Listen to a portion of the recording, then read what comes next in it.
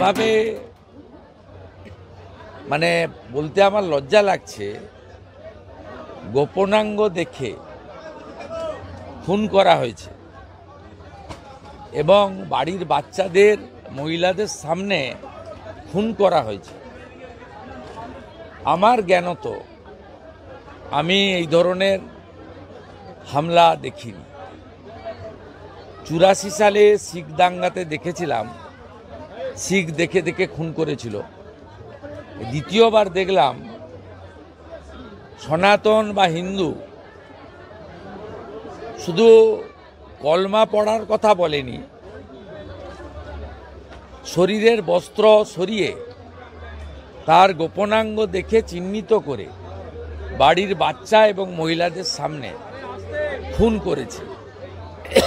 এর বদলা দেশের সরকারকে নিতেই হবে। এটা সমগ্র ভারতবাসী হিসেবে আমাদের আবেদন, দাবি এবং আমাদের সকলের বিশ্বাস নরেন্দ্র মোদীজির উপর আছে। পুলওয়ামা হত্যাকাণ্ডের পরে তিনি যেভাবে ভিতরে ঢুকে সার্জিক্যাল স্ট্রাইক করেছিলেন, আমরাও সেটা চাই।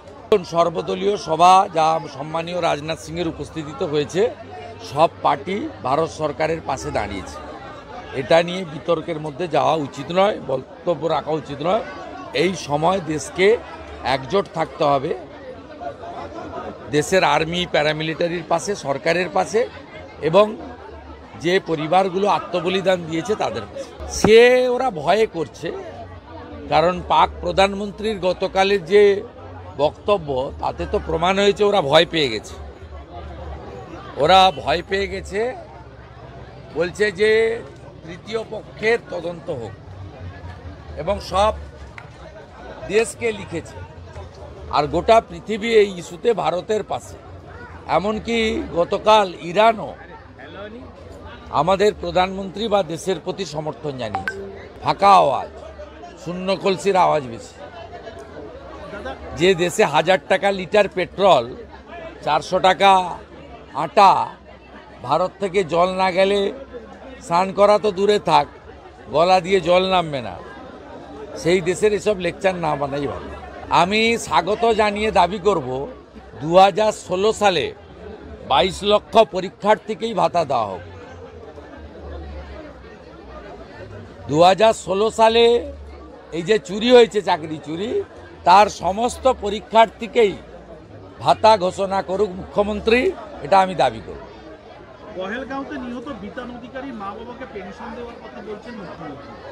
সে দিক না, সে দিক, কিন্তু সত্যি কথা বলার জন্য বিতান অধিকারীর স্ত্রীকে যেভাবে মুখ্যমন্ত্রীর চাকর বাকররা, কর্মচারীরা আক্রমণ করেছে, তার সাধ্য শান্তির মধ্যেই অপেক্ষা করেনি, এটা অত্যন্ত নিন্দনীয়। এবং মুখ্যমন্ত্রী কার্যত আর্থিক ক্ষতিপূরণের বিভাজন ঘটিয়ে তার মদতে যে তার চাকর বাকররা এই পরিবারটিকে কদর্য, নোংরা, রুচিহীন আক্রমণ করেছিল, তার সমর্থন করল। মুর্শিদাবাদ নিয়ে জাতীয় মহিলা কমিশন রিপোর্ট দিয়েছে যে ইচ্ছাকৃত এবং পূর্ব পরিকল্পিত। আমি সব রিপোর্টে বিশ্বাস করি। I want action. এই ধরনের রিপোর্ট জাতীয় মহিলা কমিশন, এসসি কমিশন, এনএইচআরসি, রাজ্যপাল বছরের পর বছর, মাসের পর মাস দিচ্ছেন। আমি কার্যকর চাই। পশ্চিমবঙ্গ সরকার জাতীয় মহিলা কমিশনের কথা যদি না শুনে, তাহলে জাতীয় মহিলা কমিশন সুপ্রিম কোর্টে যাচ্ছে না কেন? এটা তো কনস্টিটিউশনাল বডি। শিক্ষা দিন। We want action, we are not interested for discussion. শিক্ষা ব্যবস্থাই নেই। যাদের পয়সা আছে প্রত্যেকটা ছেলে মেয়েকে ইংলিশ মিডিয়ামে ভর্তি করাচ্ছে, সিবিএসসি, আইসিএসসি। আমরা তো সব বাংলা মিডিয়ামের স্টুডেন্ট। স্কুলে ছেলে মেয়েদের পাঠাচ্ছে না, একটু যাদের পয়সা আছে। যাদের পয়সা নেই নিরুপায় পাঠাচ্ছে। 8000 স্কুল বন্ধ করেছেন মুখ্যমন্ত্রী। 8000 স্কুল, স্কুলে কিচ্ছু নেই। মাস্টারমশাইদের মিড ডে মিলের হিসাব রাখার কাজ দিয়ে দেওয়া হয়েছে। পঠন পাঠন, শিক্ষার পরিবেশ, শিক্ষক শব্দের মর্যাদা, খেলার মাঠ, সাঁতার কাটার পুকুর, প্রার্থনা, ভারতীয় সংস্কৃতি, মূল্যবোধ, চরিত্র গঠন কোনোটাই তো এই রাজ্যে নেই। পরীক্ষা হলে জানলা খোলা থাকে, পাশে নারকেল গাছে উঠে চোং লাগিয়ে বলে 1-এর বি 2-এর সি। ধ্বংস করে দিয়েছে গোটা ব্যবস্থাটা। যে রাজ্যের সিলেবাসে ক্ষুদিরাম বসু মাতঙ্গিনী হাজরার সম্পর্কে 3 লাইন থাকে আর চোর পার্থর সম্পর্কে 8 লাইন থাকে, সেই রাজ্যের সিলেবাস কি হতে পারে দেখুন।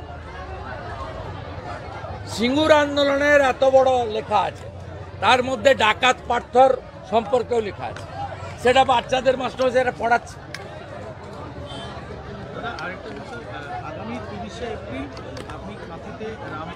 আমি করছি না, সনাতনীরা করছে।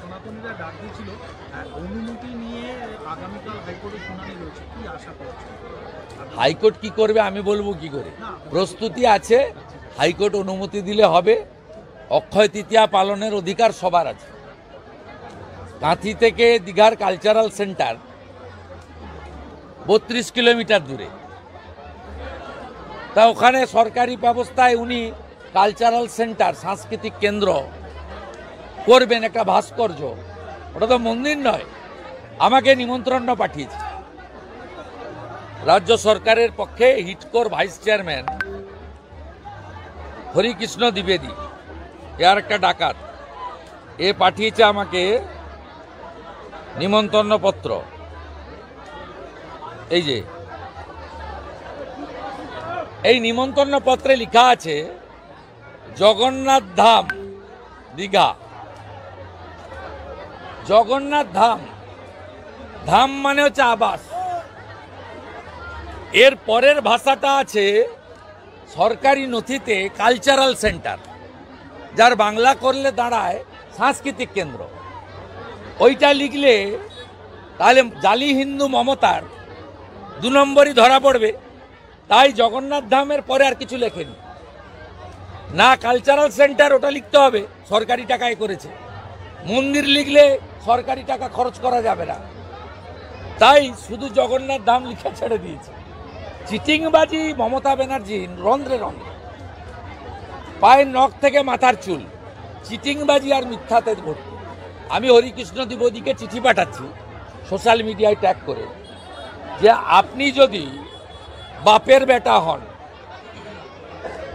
আপনি যদি আইএস হন, আপনি আমাকে জগন্নাথ ধাম মন্দির বলে লিখে একটা ইনভাইটেশন পাঠান।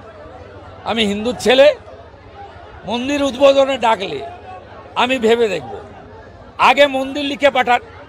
মন্দির যদি লিখতে না পারেন, আপনার এই চিটিংবাজি ব্যবসাতে প্রকৃত হিন্দু হিসেবে আমি নেই। আর আপনাদের মাধ্যমে আমি ঘোষণা করছি, মুর্শিদাবাদের শামশেরগঞ্জ ধুলিয়ান কালী মন্দির, বেদবনা শিব মন্দির সহ 9টা মন্দির বিধর্মী জিহাদিরা ভেঙেছে। অক্ষয় তৃতীয়ার পুণ্য লগ্নে সকাল 10টায় পুরোহিত ডেকে শুদ্ধিকরণ করে একযোগে 9টা মন্দিরের শুদ্ধিকরণ, গঙ্গার জল এবং গোবর জল দিয়ে শুদ্ধিকরণ হোমযজ্ঞ করে এবং পুনর্নির্মাণের কাজ শুরু হচ্ছে। প্রাথমিক নির্মাণ কার্যের একটা অর্থ গতকালই আমি তুলে দিয়েছি, বাকি অর্থ, সম্পূর্ণ অর্থ হিন্দুরাই তুলে দেবে। আগামী 30 তারিখ একযোগে জিহাদি বিধর্মীদের হাতে ক্ষতিগ্রস্ত 9টা হিন্দু মন্দিরের শুদ্ধিকরণ এবং পুনর্নির্মাণের কাজ শুরু হচ্ছে। না, আমি তো হাইকোর্ট অনুমতি দিলে কাঁথির প্রোগ্রামে থাকবে। আজকে 26টা প্রদীপ জ্বালিয়ে সন্ধ্যেবেলা বিভিন্ন জায়গায় প্রতিবাদ জানানো। কাশ্মীরে যারা আত্মবলিদান দিয়েছেন তাদের স্মরণে রাষ্ট্রবাদী দেশপ্রেমিক সনাতনীরা এই কর্মসূচি করছে। আমিও কোনো এক জায়গায় অংশগ্রহণের চেষ্টা করব। আমি সকলকে এই কর্মসূচিতে অংশগ্রহণের আবেদন জানাব। পর্যটন শিল্প সাধারণ গরিব যারা পর্যটন নির্ভর থাকে, এই জঙ্গি হানা কি কোথাও সেই গরিব পর্যটন শিল্প? এটা জঙ্গিদের উদ্দেশ্যই ছিল, যেহেতু কাশ্মীরের ছেলেরা কাজ পাচ্ছিল, অর্থ পাচ্ছিল, তাই কেউ জঙ্গি হতে চাইছিল না।